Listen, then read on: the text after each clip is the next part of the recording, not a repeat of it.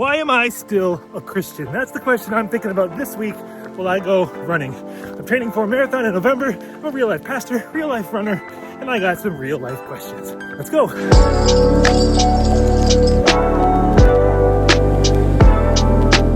This is Running for Donuts, the show where I'm running for donuts. If I do 2 strength trainings a week, I get a donut at the end of the week. That's my incentive. Your incentive is to see what kind of donut am I going to get. Also, your incentive is to hear what I have to say about this week's topic. Ready? Let's go. Why am I still a Christian? I've got 3 reasons, at least 3 that I'll talk about in this video. First one is Jesus. Always a good reason, right? Now, growing up, I was taught that you had to believe in Jesus in order to go to heaven when you die. Otherwise, you'd end up spending an eternity being tortured in hell. That's an interesting approach to convince someone why it's worth being a Christian. It's like a divine scare tactic, cosmic fire insurance. But now, instead of some sort of get out of hell free card, I see Jesus as an inspiration and a model for what it means to live in this world, to be truly human. It's not another worldly divinity, but a true humanity. The incarnation is not about people escaping to become divine, but about the divine being found in that which is truly human. In his book, The Human Being, theologian Walter Wink says this: Jesus was not sent by God to die in order to appease a violent deity, nor did he defeat the powers by dying on the cross. His death was not an atoning sacrifice or a way of bringing a scapegoat mechanism to light. It was a political murder meant to sow terror and to undermine hope.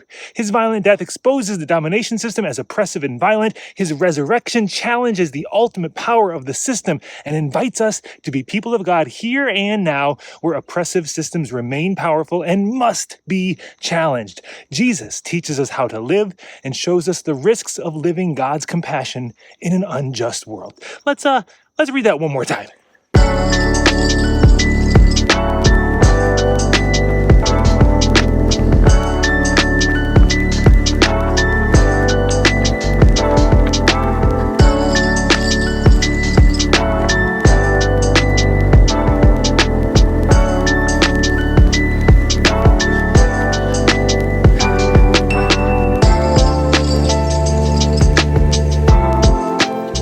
So the first reason I'm still a Christian is because of Jesus. That's a good reason. The next reason is because so many people who have been following Jesus throughout history. They're just, let me tell you about them. There are people like Sojourner Truth, a formerly enslaved woman, preacher, and abolitionist who based her entire work for women's rights and freedom on her Christian conviction. She embodies Christianity as resistance to oppression. Or there's Dorothy Day, co-founder of the Catholic Workers Movement, blending economic justice, pacifism, and radical hospitality. She shows us Christianity as building communities of care and justice. Or there's Oscar Romero, the Archbishop of El Salvador, who was assassinated while officiating Mass because he spoke out against military oppression. He represents a whole lot of things, including faith willing to die for justice. And then there's Reverend Dr. Martin Luther King Jr., who you probably hear quoted at least once a year, but have you ever actually read a complete speech or sermon from the guy? He was a Baptist minister who led the civil rights movement for peace, justice, and beloved community. And he might just be the clearest example of Christianity shaping public life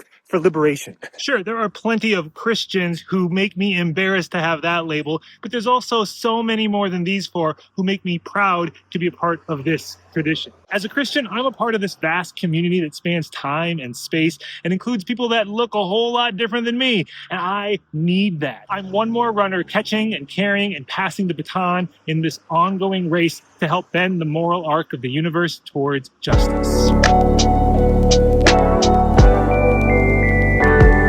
And a third reason I'm still a Christian is because of the future. And I don't mean like I hope to go to heaven someday in the future, but I believe and I have hope that the future can be better than the present. And for me, being a Christian grounds me in this hope. Jesus said in that well-known prayer, "Your kingdom come on earth as it is in heaven." It wasn't about escaping this place, but it's about reshaping this place. I don't want to give up this whole experiment to the loud minority of conservative evangelicals just because they claim to represent all of Christianity and what it means to be a Christian. I still have hope that the embodiment of Jesus in our lives and our world today just might do something. Ultimately, I have hope. Hope that our missteps and our mistakes don't have to define us and be our only way forward. Hope that we can grow and change and evolve and continue to become who we've always been meant to be as Christians, to love God and to love others, especially now when our world really, really needs it. You see, I believe that God has hands. They're attached to your wrist. And I have hope as a Christian that we can all be the hands and feet and face of God to embody this love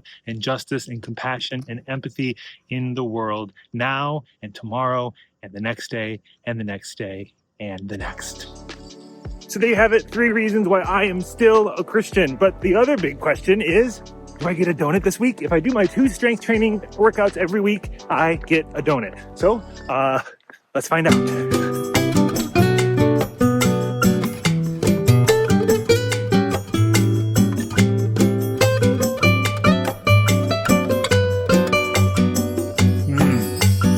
You're gonna throw your donut. It's a good donut. All right, that's all for this week.